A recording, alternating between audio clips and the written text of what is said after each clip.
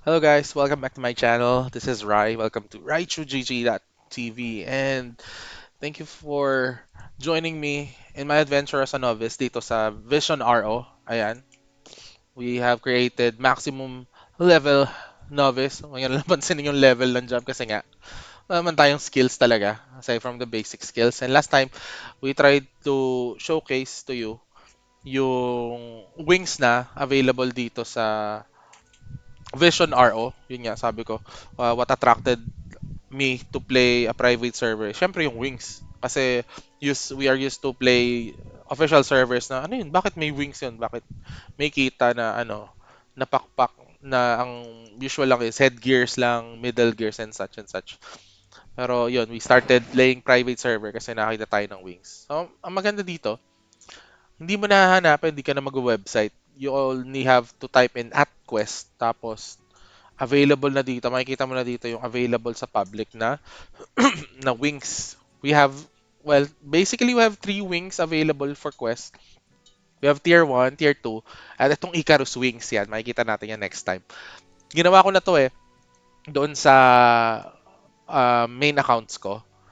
Ayan, yung main farming accounts ko. So, pero puntahan natin tong tier 1 wings para makita natin kung ano bang available o at least ano yung kaya nating gawin right now. As a newbie, say you also would be starting your adventure dito sa Vision RO. Ayan. So meron siyang 1, 2, 3 at meron din siyang ano to? Ayan, meron pa siyang dalawa. So meron kang 5 available na wings quests. Ay, sorry. Mali yung math natin. 6 pala. 6 available. 1, 2, 3, 4. And dalawa kasi dito sa butterfly wings. So, tingnan natin siya. Ang angel wings ay sorry. Ang bilis pa. Ayan, ganito itsura niya. Ayan. Tapos, sige nga natin siya sa AdQuest para mas madali. Para ma-preview natin yung ah, go back. Quest. Ayan. Ayan. So, Angel Wings, yung pinaka common siguro or pinakauna sa list. Yung Angeling, yan yung sa monster na Angeling, yung maliliit na cute na wings na nakikita natin. Devil Wings, ay, akala ko sa Deviling, hindi. Yung mali, yan, black yan, I guess. Fallen Wings, ganito rin itsura niya. And meron pa siyang butterfly. Ay, iba yung itsura nito. Parang razor something. Parang mabilis. Ayan. Isa to, white butterfly wings. Iba-iba rin siya ng stats na bigay, no?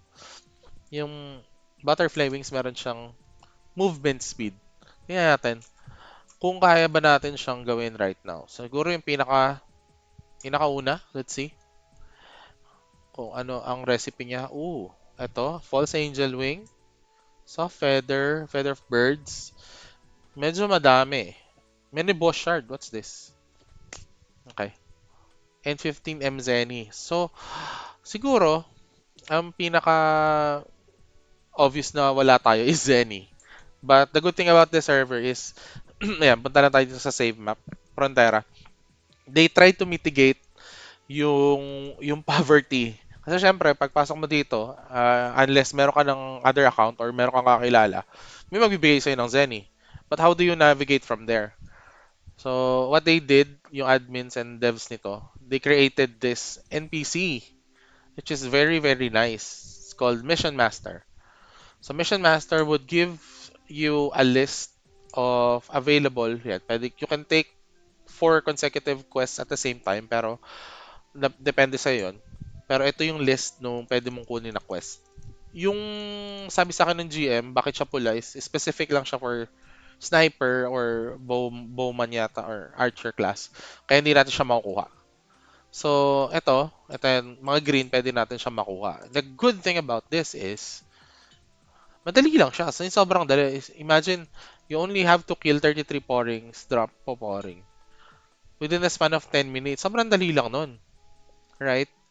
Tapos ito na yung rewards mo. Meron kang Zenny, playtime points. Yan, may encounter natin to sa mga susunod na episodes. At yung 2 credits. Yung credits, ano siya, para siyang compressed na Zenny na pwede mo exchange sa NPC via quest din. Yan. Pero 10M siya. Imagine, 10 minutes or less than 10, kaya natin to. Meron na tayong agad na 25M. Kaya na natin bilan. Sige, try nga natin. Let's take the mission. And just like what we did when we tried to grind, punta lang tayo sa at train. Kasi meron na dito nun eh. Ayan, nandito na lahat yung mga kailangan nating patayin. So let's just try to, ayan, na, ayan, kaso isa-isa. Okay lang naman. Kinibilang niya naman para sa atin yung ano, yung mga nakikill natin. So 33, 44, at saka, ayan, 33, 44, and 55. Sobrang dali lang. Halfway na nga tayo dito sa pouring. 'Di ba? And syempre, if you are going to play a different class, unlike dito sa ginagawa nating grind, mas madali kasi meron kang AoE skills. If you're gonna use archers, you're going to use other characters like wizard, 'di ba? Stormcast ka lang dito, tapos ka na. Siguro, ay, tapos na pala tayo. 33 na. So, wala sigurong 1 minute, tapos mo na yung pouring. Isang skill mo lang. 'Di ba? Tapos, auto-respawn pa siya. Hindi siya nauubos. It also gives us XP though hindi mo na makikita kasi nga max level na tayo dito. So dito nag-grind yung mga newbies natin. Sobrang dali lang dito. Tapos meron din tong next level kunyari, wala nang bigay sa'yo masyado tong drops. Pouring tsaka poporing. Pwede kang pumunta ng next levels. Makikita nyo na mas mabilis magpa-level. Kasi nasa isang lugar lang siya. Hindi mo nahanapin sa malaking mapa. Which is really, really very nice. I think ginagawa na rin naman to ng ibang mga servers. Pero, to still have this on available for you dito sa Vision RO, sobrang laking tulong na lalo yung mga naghahanap lang ng casual game to play Ragnarok sa casual game na ayoko na magpa-level. Gusto ko na lang gusto ko na lang gawin to, ayan. Gusto ko na lang mag-OE, gusto ko na lang mag-KOE. So, less time, less hassle sa kanila 'yon. 'Di ba? Sobrang mas makakapag-focus ka na doon sa mga gusto mong gawin na quest, gusto kong gumawa ng walang god items dito, yun nga. Gusto ko na lang gumawa ng ganitong headgear, tatry ko yung ganitong build. Mas madali na kasi hindi nakasama sa schedule mo yung magpapa-level ka. Hindi nakasama sa schedule mo yung grinding ng XP boost, yung job ko hindi kulang pa, yung mga ganong mga usual na encounter mong hurdles kapag nasa official server ka o mga low rate or mid rate servers. I mean, nothing against those servers. Naglaro din kasi ako ng low rate and mid rate na. Nakaka-enjoy din talaga. Pero high rate servers really gives you siguro more more time to um more time to take off items sa list mo. Yan. Ayan. And malapit na tayo matapos just like that. 'Di ba? Parang hindi natin mauubos yung 10 minutes. 48. Ayan, pa isa-isa. Ayan. 48, 52, 55. On. We're done. Balik na tayo dun sa NPC. Okay, Mission Master. Dito lang siya makikita sa Frontera. Which I guess is the main city ng most of the private servers or these official servers that we have. Ayan, tapos na tayo, di ba? 6 minutes left. O, 4 minutes lang tayo. Meron na tayo. Boom! Easy. Dito siya, minail siya para hindi makuha ng iba. Retrieve natin lahat. And, yan, may credits na tayo. Nakuha na rin natin yung 5M natin. Nice. So, where do we go from here? Tingnan naman natin. Ano nga uli yung recipe nun? Baka may nagbebenta. Sincero naman tayong Zenny. Bili na lang natin. Kasi hindi natin kayang kunin tong Flame Heart. Feather of Birds. Feather of Birds. Tignan natin kung kaya natin. Ayan, 15M. Or, siguro, let's try one more quest. Kasi, Marami pang available na quest dun eh. Again, you can do this daily. It resets 24 hours. 12 o'clock.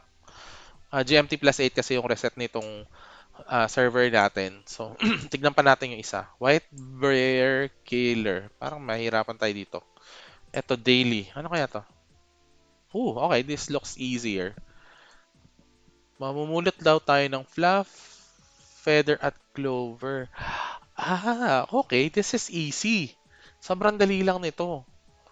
Yung feather, medyo okay. Ang una papasok sa isip mo, ano eh, Fabre yung monster dun sa Geffen o kaya sa Frontera, yung parang uod. Drop niya lahat yan. Kaso it would really take you time na mapulot yung, yan, isa-isa kang papatay. Okay lang din naman.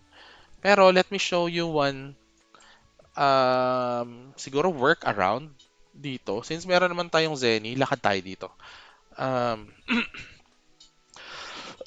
tignan natin kung available yung NPC na yun. Um, Kasi, what I remember, nung gumagawa ako ng isang headgear na kailangan ng 10,000 na jello pin, ito yung ginawa ko. Okay, meron. May butcher dito. So, bili tayo ng, sige, 50 ang bili natin na meat. Bakit meat? Kasi, may tinatawag na meat exchanger dun sa Umbala. So, let's go to Umbala. Sobrang dali nito. Di ba? So, dito, tingnan natin kung anong ibibigay niya sa atin. I-exchange niya kasi yung meat to Jello-P, Fluff, at saka Clover. Sa other servers, random yon kung anong makukuha mo. Pero dito, tignan natin kung anong makukuha natin. Ito siya, si Utan Kid. Tingnan, HD ba siya? Mas maliit siya sa akin, nakakatuwa. Kahit umupo ako. Diba? Hindi na ako yung pinakamaliit sa server. So, tingnan natin. Umba. Putek, wala akong maintindihan. Umba? Oh, easy. May fluff tsaka clover na tayo agad na dalawa. Ilan ang kailangan natin? 100, di ba? So ulit-ulitin lang natin yan ng lagay natin to dito para kita natin. Umba. Ayan. Tapusin lang natin to. Madali kasi hindi na siya random. Sa other servers, mostly official servers, lalo sa IRO wiki, it would give you random clover, jellypy or fluff. Gumagawa kasi ako nun ng Orc Hero Helm. I think ginawa ko na rin siya dito.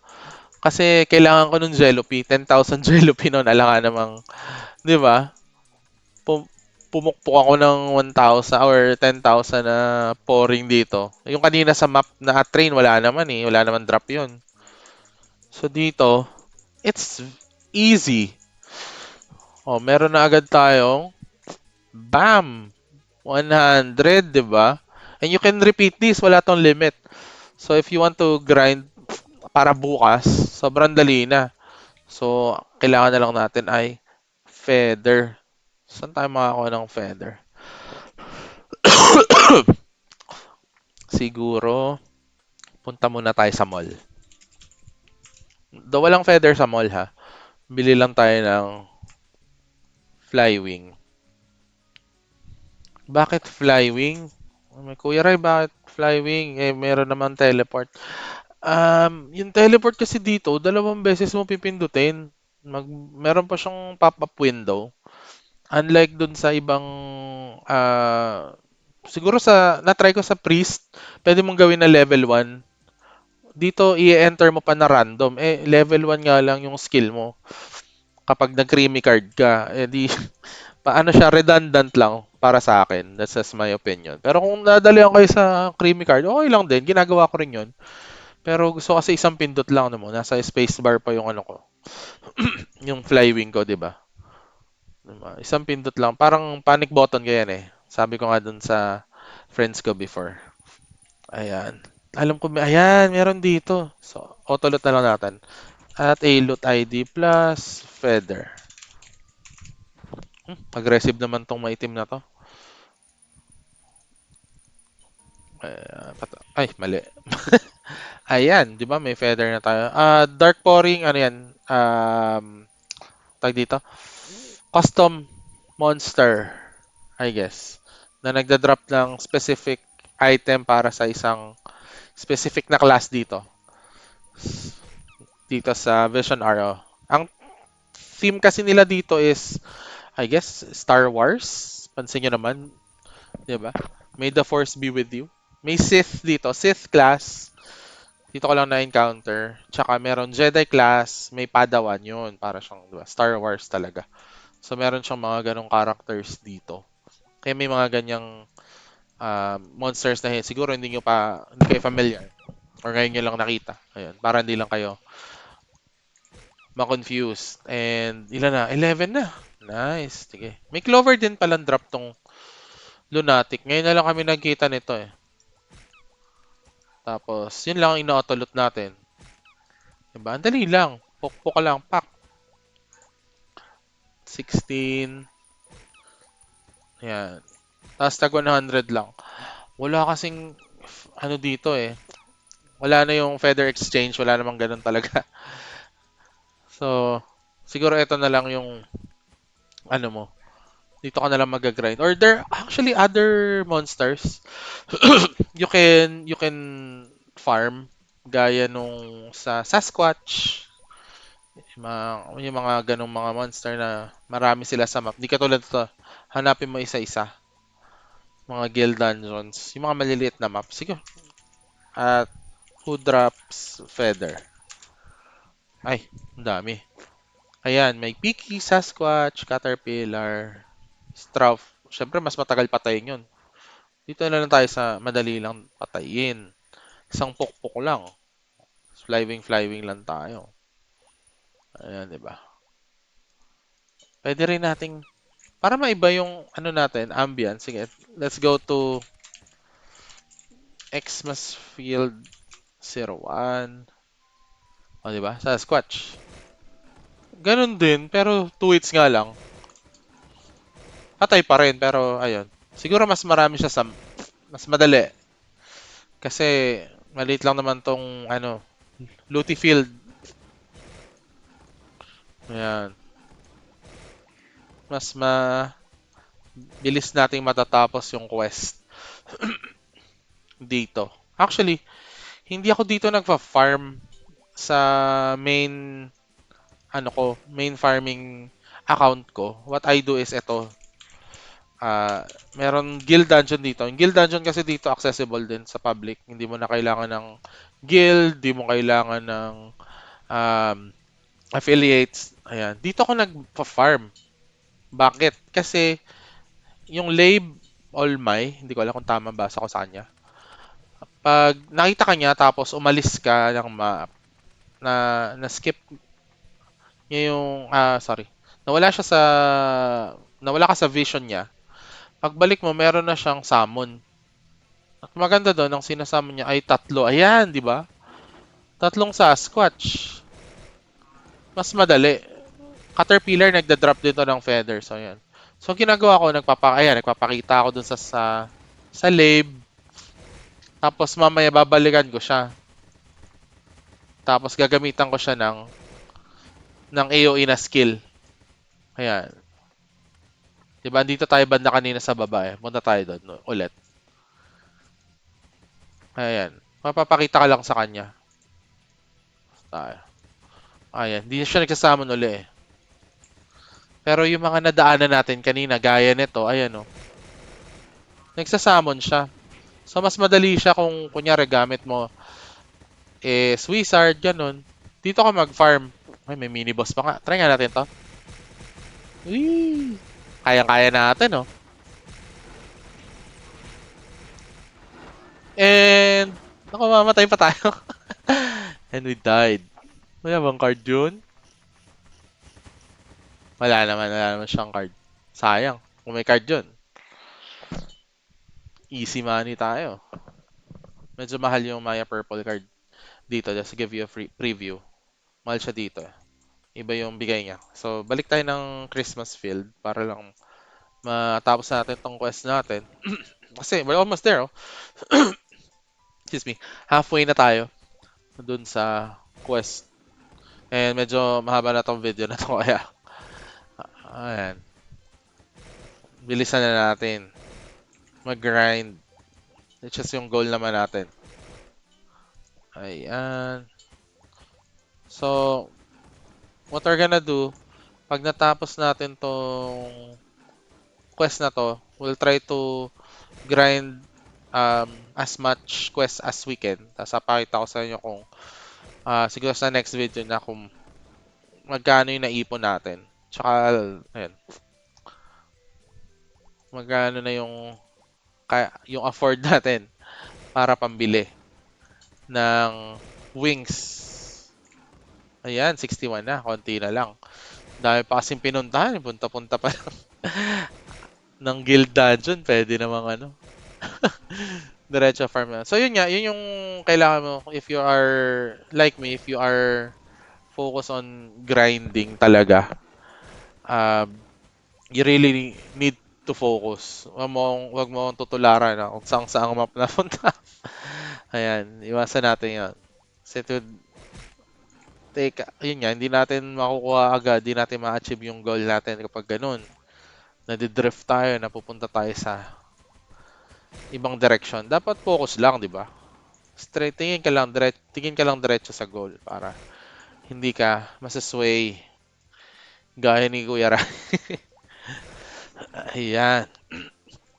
Kunti na lang. Sabi, 75 na oh. Wala pa tayo dun sa hindi pa tayo farm dun sa pinaka-ideal talaga na map. Right? Pag ganun-ganun lang. Pero, ayun, sabi nga natin kanina, if you are using a different class, mas madali ito para sa'yo. 'Di ba? Arrow shower, sharpshoot mo lang, lalo dun sa Guild Dungeon kanina. Easy lang yun sa'yo. Teleport SG ka lang. Hindi tayo nag-crit doon. Ay, okay. Sige. 85. 81 na. Excuse me. Less than 20. Sana... di ba? Sabi ko kanina, hindi tayo masyado magte-teleport. Pero ganun din. Siguro, mabagal yung respawn ng Sasquatch dito. Hindi siya... Ayan. Nagka-clump siya sa isang lugar. Isa yun sa napapansin ko sa mga private servers. Pag nag-grind ka, hindi siya super random or ano siya eh. Siguro yung gamit nila dito is cluster. Yung sa randomizer nila kapag nagge-generate ng monster. Kasi may times na naiipon lang. Ayun, no, nakapansin nyo, which is very unusual. Naiipon yung 5 Sasquatch dito na usually nai-scatter yan sa buong mapa. Pero, syempre, hindi naman ako nagre-reklamo. It works for us, yan. 'Di ba? Naka 100 na tayo. So, balik na tayo naman. So, yun. It sometimes work. It sometimes gives more time for grinding kasi hanapin mo pa kung saan sila nagkukumpulan. Ayan, babalik na tayo dito. And, there you go. Take mission. Hindi pala natin nakuha. Pero, the good thing, since this is drop naman, ay hindi tayo papatay ng monster. Pwede natin siyang kunin anytime. We can prepare the recipes ahead of time. You can farm this earlier. Then you can take the mission. Pagbalik mo, check out mo na lang. Easy, di ba? And yun na. Kunin natin yung rewards natin. Ang rewards natin ay pareho lang. Okay. 2 credits at 5 million Zenny. We're so rich. Meron na tayong 10M. Tignan nga natin. Baka kaya natin bumili ng wings ngayon. Kasi, napansin nyo ba? Hindi sinasadya. Nakapatay tayo ng mini boss. And it drops mini boss shard. Chance lang din to, hindi naman siya 100%. Pero siguro kung naka-bubble gum ka, mas mataas syempre yung chance. Siguro 100% nga. Pero 'di ba? Napansin natin kanina, this is one of the requirements kapag ayun no, naka-zero na siya, naka-check na 'yan. Ibig sabihin, hindi na natin kailangan i-hunt. So meron tayong 10M, kailangan na lang natin to. Tingnan nga natin kung may nagbebenta niyan. Pero kung wala, okay lang din naman. Who sell Flameheart?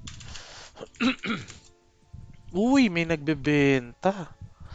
400. Who sell false angel wing? Uy, isa lang.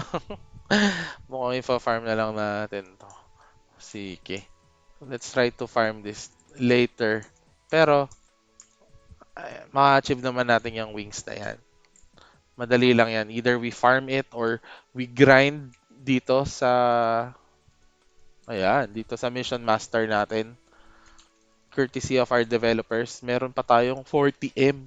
Imagine, 40M. Sa mga official servers, napakahirap ng kunin yan. 1M nga hirap. Ito ang 10M, di ba? Ang hirap kunin yan. But dito, just a few minutes, meron na tayong 40 plus 10M, 50M, easy. Di ba? Papapalit na lang natin yan. And we can we can focus on the other quest that we want to do. Yun nga, sabi natin kanina, yung wings. Di ba? Gagawa tayo ng wings soon. Ayan. We're also gonna try to optimize it. Ayan. Sige, we'll try to explore the other quest sooner or later. Ito kasi nakalagay MVP, di malamang papatayin ng boss. Tignan natin kung kaya natin next time sa mga susunod na episodes natin. Ito, White Bear Killer. Sayang nga natin. Ah, okay. We're gonna kill 300 Sasquatch. I don't want to take that much of your time. Ayoko na mamanood kayo ng grinding lang ng 1 hour, so it doesn't make sense. But at least, we have experience kung paano makaalpas sa kahirapan, sa poverty. We have, di ba? May achievement pa tayo kanina, nakita niya Richman. And we have surpassed that. We are progressing. And thank you for joining me in this episode. Thank you for joining me. See you in the next episode. Bye.